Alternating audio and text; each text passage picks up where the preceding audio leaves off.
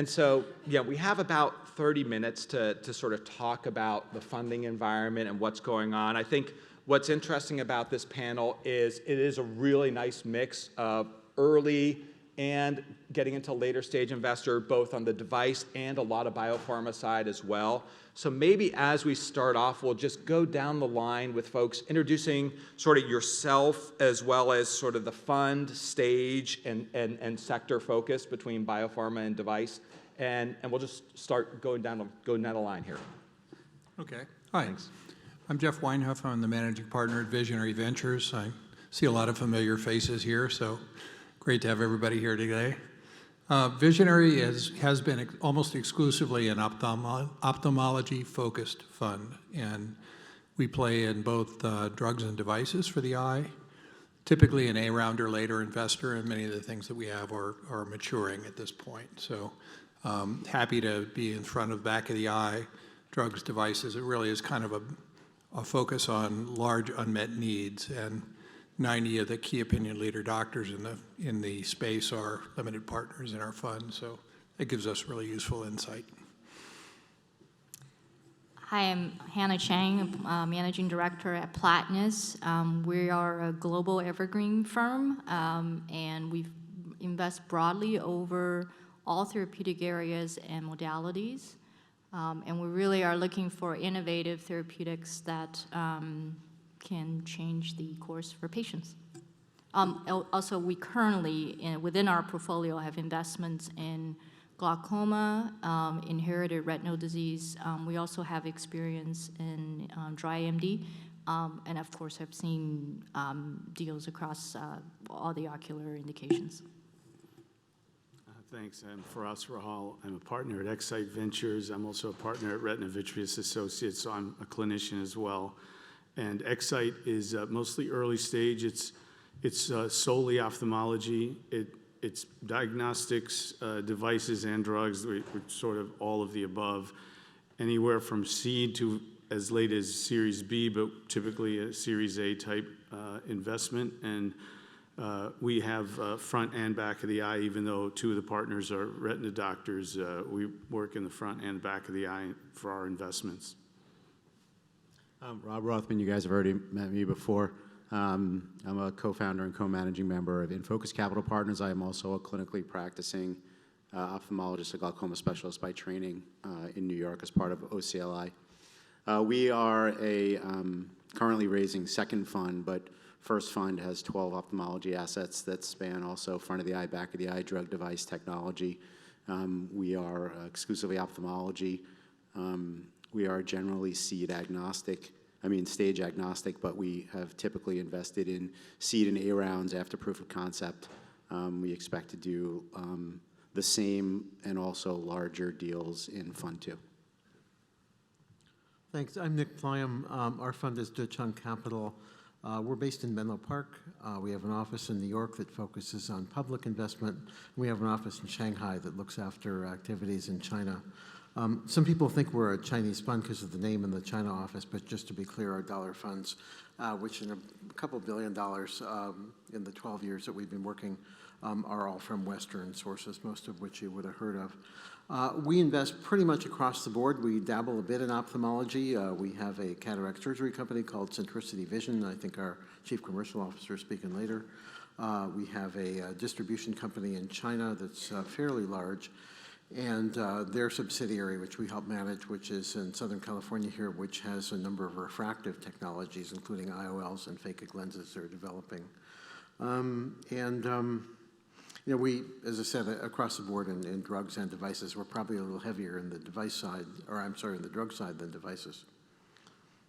Great, thanks, Nick. And again, a great list of folks up here to chat about what's going on in the market. And if you do look at the market, I mean, we have to be really realistic about where we are right now, which is a very difficult time. You know, it feels like investors are slowing their investment pace.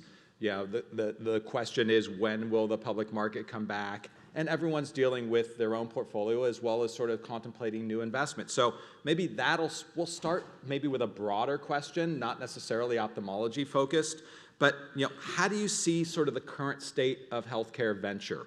And what percentage of your time are you spending with existing portfolio versus looking to do new deals? And then maybe from a historical perspective, how does this time sort of compare, if you do want to compare it to like 2008, 2009, which was another difficult time in the market. So maybe, Jeff, if you don't mind kicking it off, putting you on the spot. I think I sat in the wrong spot. Too bad. You're smarter than I am. It's a challenging market right now, and nobody's going to try and dispute that. I think there are some rays of light out there that make us more optimistic, perhaps, than some. If you actually look at the amount of transactions for eye assets, front of the back of the eye, not distinguishing between the two, it's over $50 billion of transactions in the last 6 years. So that's a really large number for an industry that's our size. And we've had some meaningful things like Iveric and Horizon that printed this year. So those are really rays of light to focus on. But we spend probably 3/4 of our time right now working with the existing portfolio companies. That's up probably by 10 or 15%. And real world is that we're making sure that we have adequate reserves to continue to do the internal rounds that are necessary to get to the finish line. We are finding that there are new investors interested in the eye, and one of the good things about the current market is people think valuations are more attractive than they were historically. So it's a good time to play. If you look at the public markets, which are essential to the long-term health of the private markets, we had the best November in recent memory by a long shot. So it seems that, maybe next year we're going to get what we hope to get this year in a better environment. Great. Maybe we'll go down the line, Hannah. Well, I think the first thing I want to say is I think everyone's trying their best. And I really think that we should acknowledge, and I hope that, I think all the investors say this to our portfolio companies, nothing that you're doing is easy today. And we recognize that you're all fighting and being as creative as possible. From our perspective, actually, last year was a relatively difficult year to find new investments, particularly because there was still a disconnect between sort of the availability of capital and sort of companies' perception and expectation in terms of valuation. That has changed this year. And this year, we actually started the year with a slightly different filter, where we remain early-stage investors, but we were really looking for companies that have managed to do a lot with very little up to this point. That have a very healthy sense of valuation, recognizing that true value once generated is indisputable, but paper value is not as important. And finally, and this is probably the most stringent criteria, which is that the next $30 to $50 million really needs to get to clinical proof of concept data. And how many patients worth of data is that? That depends on the therapeutic area or the indication. And obviously, we'll try to raise double that amount. But 30 to 50 million, we need to get to an answer. And it's been really, really gratifying, actually, this year for us to have been able to find awesome teams, scrappy entrepreneurs who've been able to do that. One of which is in ophthalmology, and I want to give a shout out to Ray Therapeutics. So our CEO is here. CSO as well. They're in the field of optogenetics for inherited retinal disease. You'd say, wow, big science must be costly. We did raise a big round, but at the end of the day, they actually, all the criteria I just mentioned, the company qualifies. Another one's actually in CNS, and so, these are areas, again, and you showed some numbers. I think, it's not oncology all day, every day, but I would argue, actually, some of the areas that have not been, it's not been that easy to raise money traditionally, actually fosters these teams, scrappy entrepreneurs who can get a lot done. Our second company we invest in this year, $7 million of capital in, they got phase 1 data with beautiful target engagement. In an area that's actually quite difficult, it's not in ophthalmology. So we're looking for those entrepreneurs, and we're very excited to actually partner with those entrepreneurs. As far as sort of time spent on new deals versus portfolio. It really differs on the week, depends on the week. So, some weeks there's fire to be fought for a portfolio company, so that can be upwards to 90% of my time. But, there are other weeks where, we get to spend 90% of our time looking at new companies. So, I do want to sort of circle back to what I opened with, which is we recognize it's very hard for everyone right now. Investors are having to make difficult decisions, prioritizing our resources, and we really appreciate that it's not an easy time for entrepreneurs. Yeah, and that's fair. And before we keep going down the line, I think, to your point, a couple years ago, what enabled a value inflection point is different from where we are now, based on where the current IPO market was and the valuations of that market and how things were going. And it's nobody's fault other than just the cycle that things are different than what they are now. So I totally get that point. And Firas, we'll keep going down the line. Your perspective on just the market and how you're seeing things in insider deals versus outside. And I think your topic of addressing the proportion of time spent on portfolio companies existing versus outraising is really relevant and ties into all the rest. And I'll make the point this way, because we have a lot of entrepreneurs here who are always raising, and we're talking to them, and we're trying to go out and raise. So pulling back the curtain, we are working hard to raise in an environment that's difficult to raise, and the LPs are nervous and they have other opportunities with interest rates as they are. So high risk venture starts looking less attractive. So we have our own challenges in the current economic environment. When you then go back and try to deal with the internal challenges of any portfolio companies that might be struggling, because they too may be running towards the end of a runway. And again, it's all timing. So we had a downturn. I think for us, we're early stage investors. The smaller companies who raise increments to get to those milestones and those inflection points that you referred to may have been delayed for any number of reasons, even hardware issues if it was a med tech company, for example, or other COVID-related issues, financially related issues. Anyway, as that sort of just delays people even a number of months, they reach the end of their runway, and it becomes a scrap then for everyone on board, us included, to try to solve that problem. And it ends up usurping the majority of our time. You heard 90%, you heard 75 and 80%. I agree with those numbers. There are times it's nearly 100%. Meanwhile, we have to survive and find time and bandwidth to go and raise in an equally challenging environment. So I think there's a cyclical part of this, and that also sort of explains your insider raises that you were asking about as well. I think they're all tied together. Yep. Rob? Yeah, I know this is shocking, but I kind of agree with Firas. It doesn't happen that often. He but just tries to get me to swear at him. Yeah. And he's trying hard. Yeah, it's close. I think that the summary is that if you wanted me to describe the current financial climate in one word, it would be weird, right? This is a weird time. And, we've spoken to a lot of people who have a lot of financial insight, and there is no historical precedent for what we're experiencing right now in the capital markets, right? We come out of COVID, we have multiple global conflicts, we have interest rates at highs. There's really no way to really predict where anything's going at the moment. We're kind of just I think everybody on this panel, at least for sure, is kind of thinking about what we're gonna do going forward, and we're all having the same challenges. As Firas said, the companies are raising money, we're raising money. I think that at least my partner Ron and I, we probably spend 100% of our time on existing portfolio companies and the other 100% of our time on new opportunities.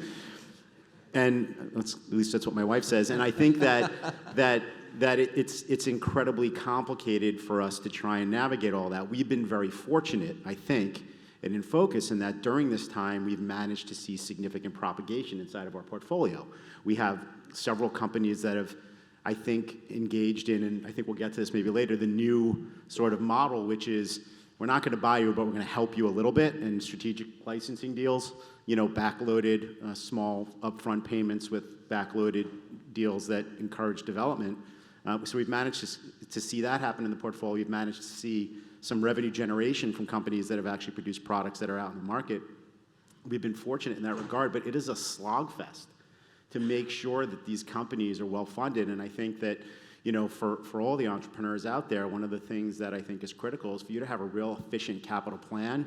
And I think going forward in the future, something that we may not have thought about is, what are you going to do when the rainy days come, right? Because this is one of those situations where I'm not sure that we were really well aware of how to prepare for that when we asked you questions, and it's certainly going to get asked going forward.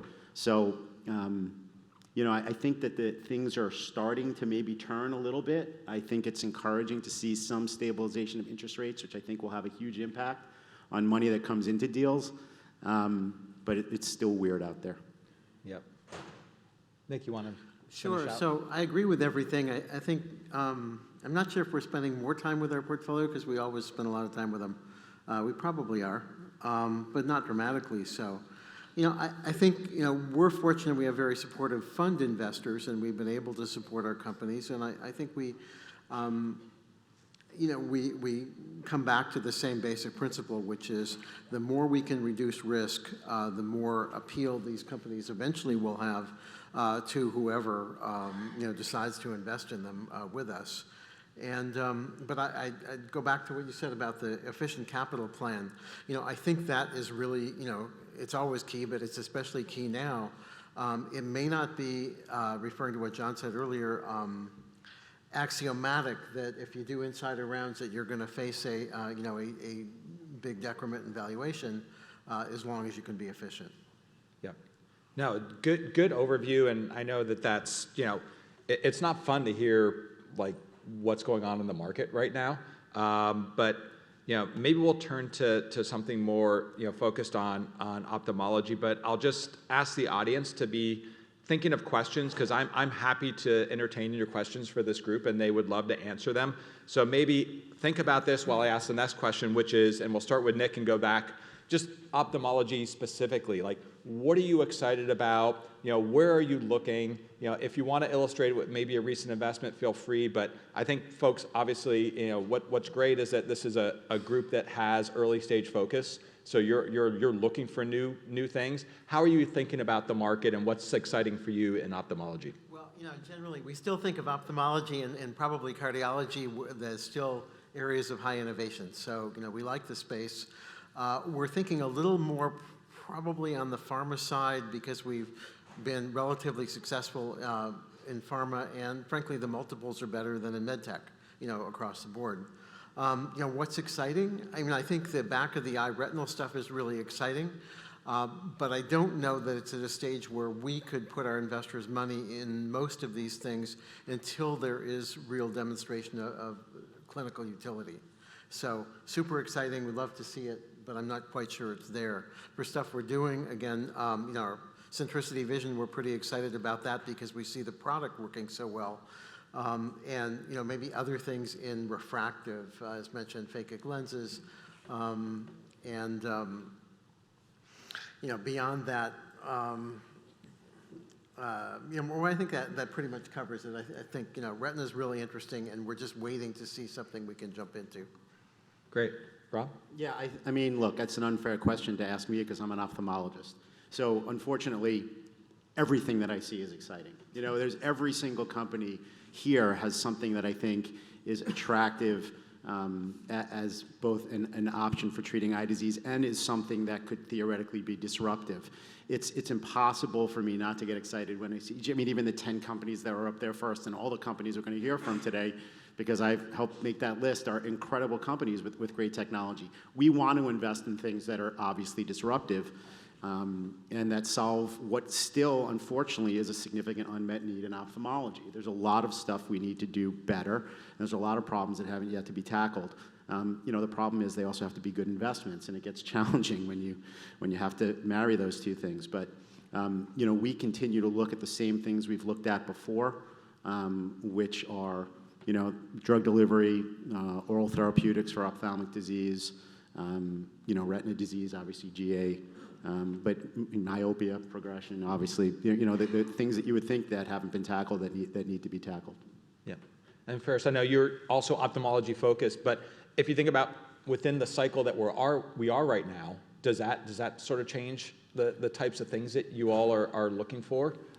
No, I don't think so. I think the same things are exciting that have been exciting from an innovation and market penetration standpoint, utility clinically, and all those things that make us want to invest in something as ophthalmologists or as investors. I think it's the same as even when we developed our thesis nearly a decade ago. Things like improvements in premium IOL quality is still on the table. There's still a lot of room for improvement there. Entrance into the massive marketplace of diabetic retinopathy and wet AMD, it just has to be a little different now. Going head-to-head against an anti-VEGF drug is a challenge for obvious reasons, but there's still a lot of opportunities for things like drug delivery, as was just said by Rob. So those have been exciting things for nearly a decade, and they're still exciting. I would add, you said, with regard to recent exits or successes, ophthalmology, particularly in the retina, is still an area that can serve as an entree for other specialties. And with regard to attracting bigger non-ophthalmic investors that aren't necessarily in our space at the early stage, I think things like gene therapies and regenerative medicine and neurodegenerative disease, big markets with huge upsides that may really be getting their foundation in the back of the eye for all other sectors. And we did have one of these in DTX, an RNA therapy company that started in ophthalmology and exited in neurodegenerative very nicely and very recently. And I think that's why things like regenerative medicine for us, particularly in the back of the eye, remains and should be super exciting, because I think other specialties are looking at us and knowing it's going to develop here or be one of the leaders in the development. And I think if we want to attract the outside big money, later stage investors who don't usually do ophthalmology, it's going to be in some of these areas. Yeah, and maybe that's a perfect setup for Hannah, who is more of a healthcare focused, not necessarily all ophthalmology focused investor. Like how are you thinking about this sector? You obviously have made a number of investments and recently. Yeah, the eye is really interesting, right? So it is a small organ. Diseases of the eye in general don't kill people, with the maybe the exception of like ocular melanoma.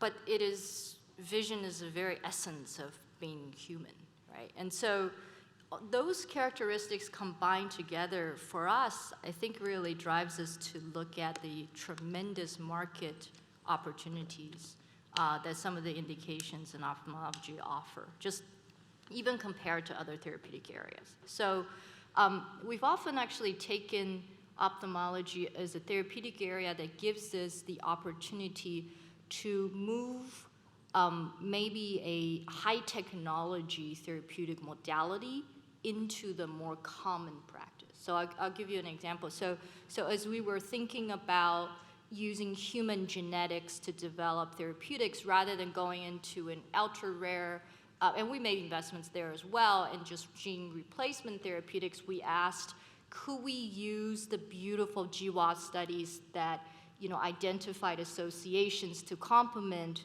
for AMD, and think about using more common biologics as an initial way of actually getting into genetically identified yet nevertheless large populations. So that's one example. Optogenetics sounds super high tech, but if you think about indications where actually cell regenerative therapeutics in the eye has actually had a relatively challenging time, and gene therapy for individual genotypes slices and dices the market into tiny pieces, then you might come to the conclusion that optogenetics is one where you could cover many different genotypes and actually address phenotypes. So ophthalmology is one of those areas you could sort of start small and then think about it as expanded. And I really agree with Jeff. This year has been wonderful in terms of very late stage clinical data in ophthalmology, right? So Apellis and Iveric and actually also infractive, right? So beautiful work by some of my colleagues in myopia. We have exciting companies in presbyopia. And so these things are very real, and they also are easily understood by the lay people, right? And so I think those aspects continue to be very attractive for us, and we will continue to be driven by medical need. So glaucoma, for example, really addressing the underlying disease in the retina, not only just in addressing the IOP lowering, thinking about ways of actually helping the patient be able to receive the therapeutic they need in an easy way, such that if we have drugs that work, that they can actually get it regularly. So that's another area. So that sort of sometimes takes us into delivery technology, sometimes devices and other things.